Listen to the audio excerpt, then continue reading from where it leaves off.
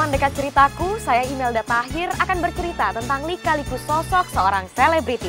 Ceritaku, cerita inspiratif tanpa gosip. Pernah ikut teater, tapi itu juga nggak lama, cuma berapa bulan aja, tapi udah sempat ikut pentas-pentas gitu, sempat 2 kali. Sebetulnya bukan ke masalah pribadinya, tapi ada hal lain gitu yang cuma kita berdua nih yang harus tahu gitu. Tumbuh sebagai gadis yang kemayu, hingga kini menjadi seorang ibu. Intan Nuraini memiliki sebongkah cerita masa kecil yang jauh berbeda dengan apa yang kini ia jalani. Intan kecil adalah anak yang tomboy dan jauh dari predikat cantik. Bahkan ia dikenal bandel dibandingkan teman-teman sebayanya. Seperti apakah cerita hidup Intan kecil? Dan benarkah kerasnya didikan kedua orang tua membuat Intan perlahan kehilangan sifat tomboynya? Berikut ceritanya. Perhatikan, kulihatkan semua yang waktu akan terus berputar. Waktu yang akan menuntun setiap manusia menemukan jati diri. Begitu pula dengan Intan Nuraini, memiliki paras ayu serta digambarkan kemayu dalam setiap perannya. Intan berhasil membuat setiap mata yang menyaksikannya lewat layar kaca dibuai pesona. Tapi siapa sangka Intan kecil adalah Intan yang jauh dari kenyataannya saat ini. Jelek, hitam, tomboy dan bandel. Itulah gambaran yang diceritakan Intan ketika kembali mengenang masa kanak-kanaknya. Dulu waktu masih kecil, aku tuh kayak laki banget. Pokoknya aku kalau ngasih lihat foto aku TK gitu ya ke teman-teman aku yang sekarang gitu, teman-teman SMA gitu, teman-teman kuliah, itu mereka pada nggak percaya kalau itu aku, kurang ajar. Jadi mereka bilangnya, ini siapa nih? Ini laki, ini jelek bener sih ini gitu, kurang ajar. Giginya tonggos gitu kan, terus item-item gitu. Itu karena nggak tahu kenapa, tapi semakin gede itu akhirnya gigi yang hitam-hitam itu keropos sendiri terus berganti gigi baru gitu. Terus ini jadi bukan gigi palsu ya. Gitu, kayak gitu. Terus aku tuh dari kecil rambutnya pendek terus. Aku suka naik-naik pohon gitu. Kan di depan rumah aku ada pohon belimbing. Jadi aku seneng banget naik di pohon belimbing. Terus tahu-tahu kalau lagi beruntung gitu ya, pas aku lagi duduk di dahannya tuh, di depan aku ada belimbing yang mateng gitu, terus aku langsung makan langsung dari pohonnya gitu, nggak aku cabut. Kalau dipikir-pikir, ih jorok banget gue, nggak dicuci dulu. Aku mencetin bel rumah orang waktu itu. Nggak tahu kenapa, kayak tuh ada kepuasan tersendiri gitu kalau abis mencet kabur terus gak ketahuan. Jadi kayak gitu, pokoknya dulu badung deh, maksudnya. Kalau ngelihat sekarang kan orang-orang pada bilang, ah masih sih lo dulu kayak gitu, sekarang kayak lo feminin banget deh gitu. Ah enggak juga sih, jadi dulu agak ada cowok-cowokannya, kecowok-cowokan juga gitu. Kalau dibilang nakal sih memang ya nakalnya sih nggak nakal sekali gitu ya, namanya kan dia anak perempuan. Ya paling dia agak berani aja gitu. Maha besar kau telah berikanku hidup ya segalanya. Tidak hanya dari mulut Intan, sang ibundanya pun juga menuturkan hal yang serupa. Masa kanak-kanak yang juga menyisakan cerita lain saat ia tak berani berhadapan dengan kamera. Dikenal tomboy dan bandel, Intan kecil adalah anak yang tak suka berhadapan dengan alat yang justru menuntunnya menuju pintu gerbang kesuksesan. Kalau di foto pun senyum pas-pasan gitu, yang seadanya banget gitu, nggak berani bergaya gitu. Tapi bukan berarti malu juga sih kalau berhadapan di depan umum gitu ya. Kayak misalnya di acara kantor ayah gitu. Terus satu-satu keluarga tuh harus memperkenalkan diri. Itu aku berani banget orangnya. Jadi nama saya Intan, yang gitu-gitu deh, pokoknya yang berani gitu. Maha besar kau telah berikanku hidup dia segala. Tumbuh dalam keluarga Betawi yang dikenal taat beragama, membuat sifat tomboy dan bandel Intan lambat laun pudar. Dengan didikan ini pula, Intan bisa menghindar dari pergaulan bebas. yang menghantui remaja di ibu kota Jakarta. Saya kan memang Betawi terkenal dengan tekun agamanya gitu. Dan memang itu yang terjadi di keluarga aku gitu.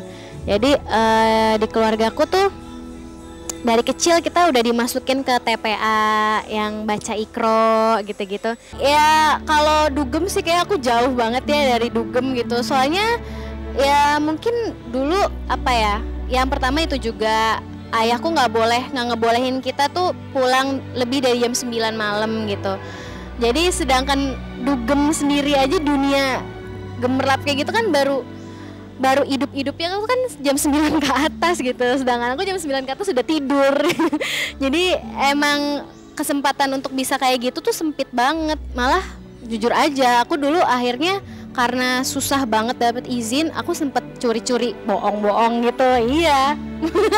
Ketahuan deh nih, nggak apa-apa deh. Nggak, tapi ya maksudnya paling nggak meskipun aku bohong gitu ya, aku tetap dalam hatiku gimana caranya biar ayah jangan sampai jadi nggak percaya lagi sama aku nih. Dan mudah-mudahan memang menjadi anak yang solehah dari sekarang sampai dia tua. Mudah-mudahan menjadi anak yang solehah, menjadi orang yang solehah. Iya, itu saya. Emang benar sih dia sama orang tua patuh, nurut apa kata orang tua dia nurut. Bunda yang ku cintai di dalam hatiku, dia terbaik. Hidup dalam keluarga yang taat menjalankan agama, Intan mengukir cerita hidupnya lewat karir yang tak pernah ia sangka-sangka. Paras ayu yang dimilikinya seolah menjadi kawan dekat di layar kaca. Tapi benarkah jika Intan pada awalnya takut pada sorotan kamera? Apakah yang membuatnya berani hingga akhirnya tumbuh rasa percaya diri? Simak ceritanya setelah yang berikut ini. Pernah ikut teater, tapi itu juga nggak lama, cuma berapa bulan aja. Tapi udah sempat ikut pentas-pentas gitu, sempat 2 kali.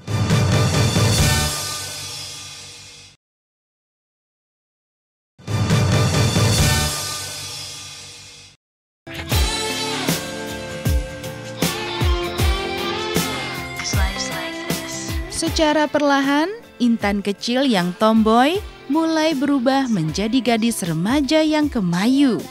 Dari yang takut kamera hingga tampil sebagai sang jawara dalam salah satu ajang yang membuat paras ayunya terpampang di majalah kenamaan ibu kota.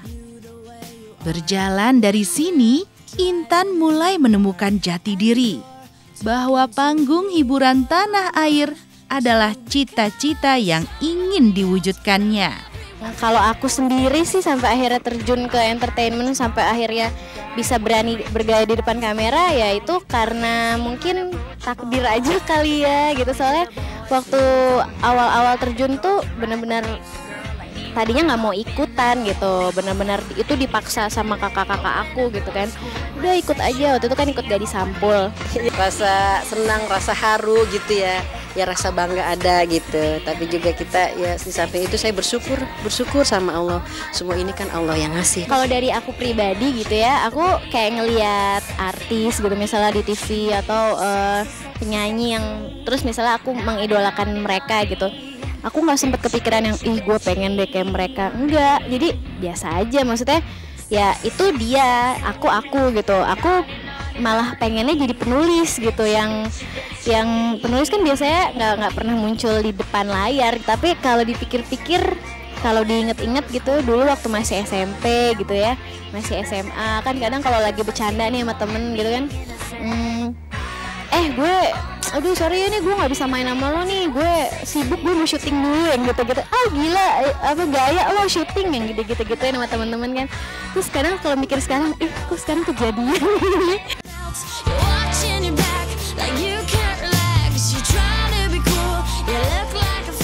Paras ayu Intan Nuraini serta karakter protagonis yang selalu ia perankan secara tidak langsung menjadi peruntungan tersendiri bagi Intan. Tapi pada akhirnya, ini pula yang menumbuhkan bibit-bibit kejenuhan dalam perjalanan karirnya. Walau Intan kerap meminta peran antagonis, tapi apa daya, pencitraan yang terlanjur tercipta Mau tidak mau Intan harus melakoninya. Cerita Intan sebagai aktris bermula ketika ia sering terlibat dalam panggung teater. Pernah ikut teater, tapi itu juga nggak lama, cuma berapa bulan aja, tapi udah sempat ikut pentas-pentas gitu, sempat 2 kali ikut. Kalau aku ingat-ingat lagi, iya ternyata dulu gue seneng acting juga. Terus misalnya ada lagunya siapa diputar, terus aku sok-sok jadi model video klipnya yang gitu-gitu. Nah itu dia, aku pengen banget sih gitu. Dan kadang kalau lagi di lokasi pun gitu, misalnya pas disuruh acting, aku kadang suka sok-sokan meranin jadi orang jahat. Dan itu semua langsung diprotes sama kru, sama sutradara. Pantes lu ini gitu-gitu. Muka lo tuh baik, tau gak?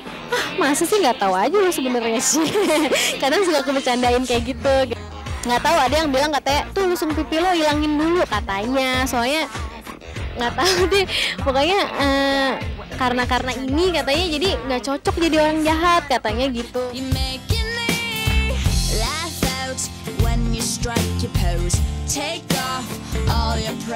Kesuksesan Intan merebak dalam hati sang adik untuk mengikuti jejak kakak tercintanya adalah Karina Rahmadini yang kemudian berbagi kisah dengan Intan dalam dunia hiburan tanah air.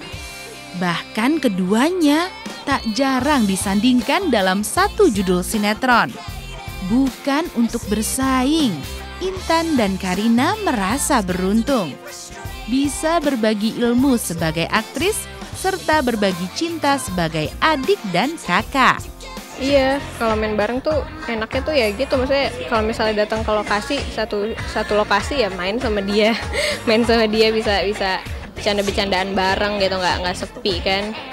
Terus bisa saling ngasih masukan kan, kalau sama saudara sendiri rasanya lebih enak gitu Mbak. Biasanya dia, ini kamu dialognya jangan kayak gitu, yang ini mendingan kayak gini aja ya. Banyak sama-sama ngasih masukan, sama-sama ngasih saran gitu. Orangnya, wah saya inilah sama dia sih. Iya saya mengidolakan sih. Kayaknya ini anugerah aja kali dari Allah ya, soalnya kan gak semua orang bisa kayak sekarang, bisa kayak aku gitu. Ada yang sampai jungkir balik gitu, maksudnya ada yang sampai bayar atau gimana gitu, bahkan ada yang sampai jual diri gitu kan untuk bisa masuk ke entertainment gitu. Sedangkan aku benar-benar kebetulan semua gitu, dan kayaknya semuanya datang kayak jalannya mulus banget gitu. Alhamdulillah banget deh pokoknya.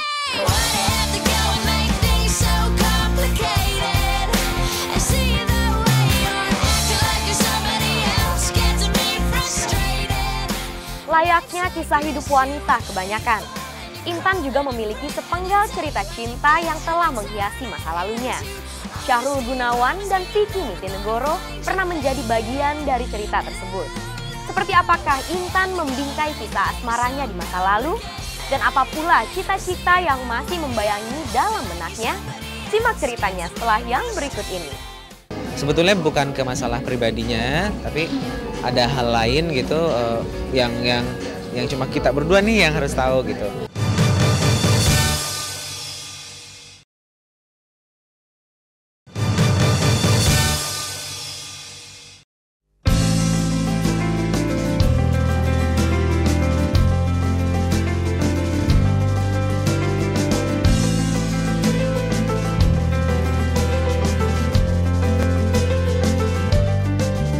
Memiliki rupa yang membuat kaum Adam mudah terperdaya olehnya, membuat Intan menguntai cerita cinta yang tak kalah menariknya.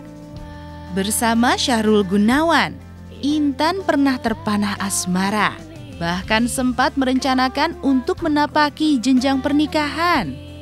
Tapi jodoh belum mempertemukan keduanya. Intan sosok yang baik ya, jauh dari kesan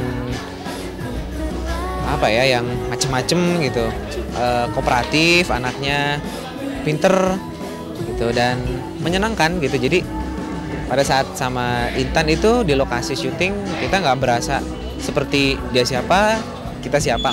Sempet kaget, sempet sedih juga, soalnya aduh sayang banget sih gitu kan, udah lama. Tapi Ya aku mikir lagi, ya berarti cuma segitu doang ya gitu. Maksudnya sebegitu gampangnya gitu akhirnya menyudahi.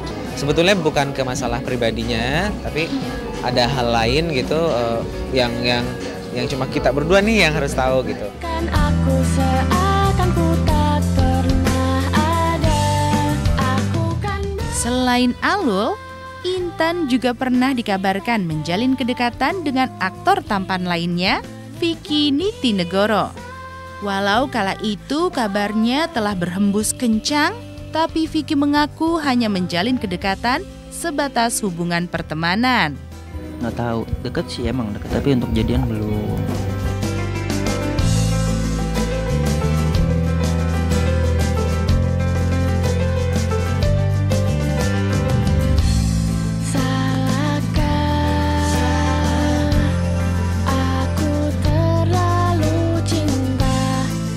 Terlepas dari cerita asmara, Intan masih memendam cita-cita untuk berkiprah di dunia yang berbeda.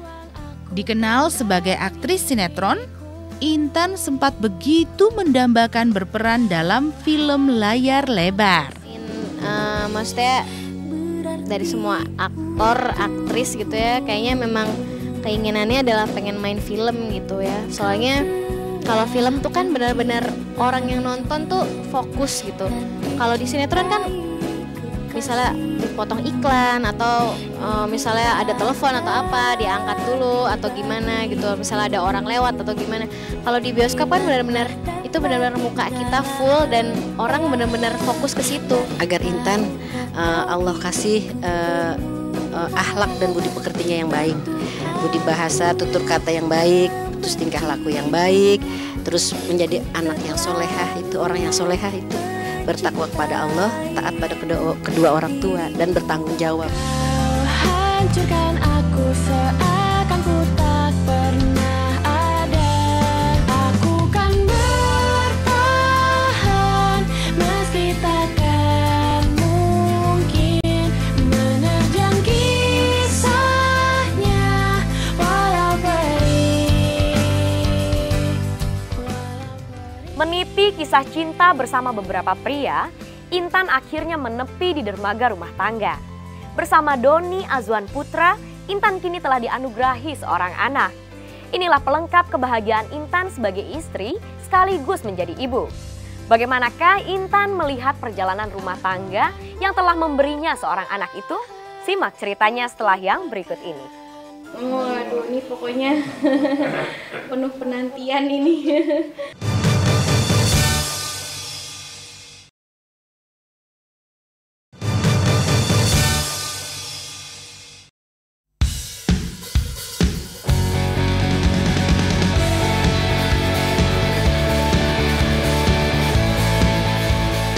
Dua insan yang terpanah asmara tentu mencita-citakan untuk bersandar di dermaga pernikahan. Ini jugalah yang berusaha diwujudkan Intan Nuraini ketika bertemu dengan Doni Azwan Putra. Bertemu rasa, keduanya sepakat menikah. Tidak hanya mereka berdua yang berbahagia, tapi keluarga juga tak kalah bangganya. Lihat saja bagaimana persiapan yang dilakukan ketika keduanya akan berjalan seiring ke pelaminan. Nikah insya Allah pakai adat Padang, nikahnya jadi baju nikah sama pelaminan nikahnya itu adat Padang insya Allah. Kalau ininya sendiri, kalau resepsinya insya Allah adat Betawi. Konsepnya jadi untuk adat kita sih lebih ke Islami gitu ya nuansanya. Jadi mungkin pada saat rombongan keluarga dari CPP beserta CPP hadir itu menggunakan gendang tabuik gitu ya.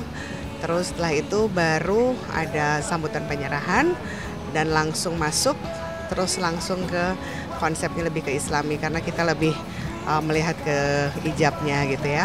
Pemirsa, besok hari Minggu pagi itu Mbak Intan sama Mas Doni pagi mau melangsungkan akad nikah karena Mas Doni kebetulan dari Minang.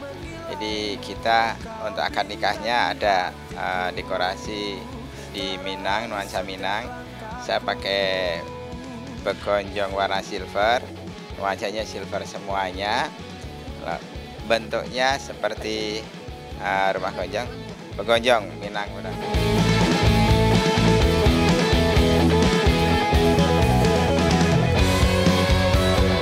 Menepi dalam mahligai rumah tangga, kebahagiaan Intan dan Doni seakan sempurna.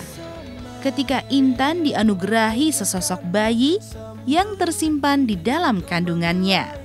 Kala itu, apapun jenis kelamin si buah hati, Intan dan Doni tak mempermasalahkannya. Sebagai calon orang tua, mereka berharap sang anak bisa terlahir sempurna tanpa kurang satu apapun juga.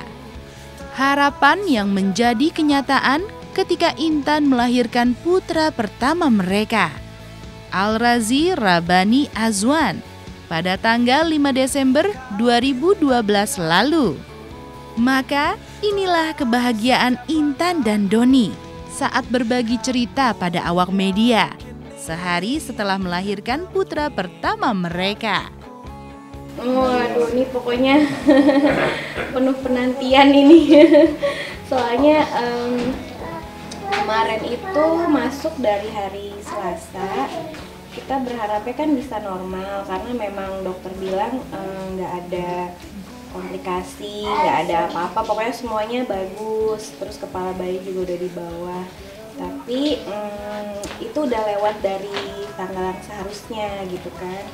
Tanggal seharusnya itu kan 3 Desember di hari Senin. Jadi Selasanya tuh udah lewat sehari, udah harus masuk ke rumah sakit. Kata dokter harus diinduksi. Terus pas diinduksi itu kirain kan sekali dikasih obat langsung mules.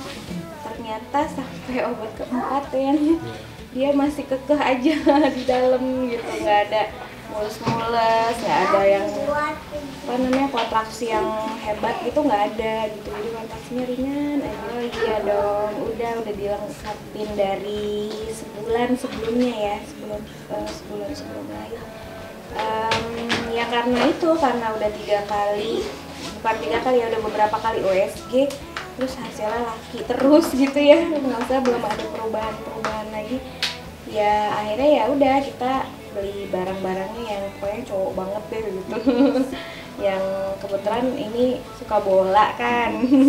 Jadi wah kesempatan dia nih bisa dandanin anaknya pakai baju-baju bola gitu. Jadi ya seneng aja. Terangi setiap langkahku.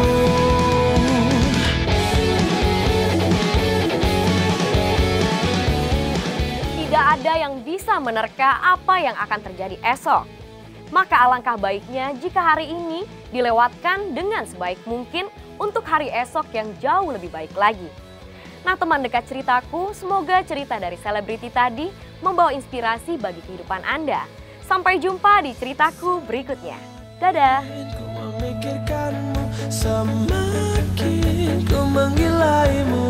Kau bintang di hatiku, terangi setiap langkahku.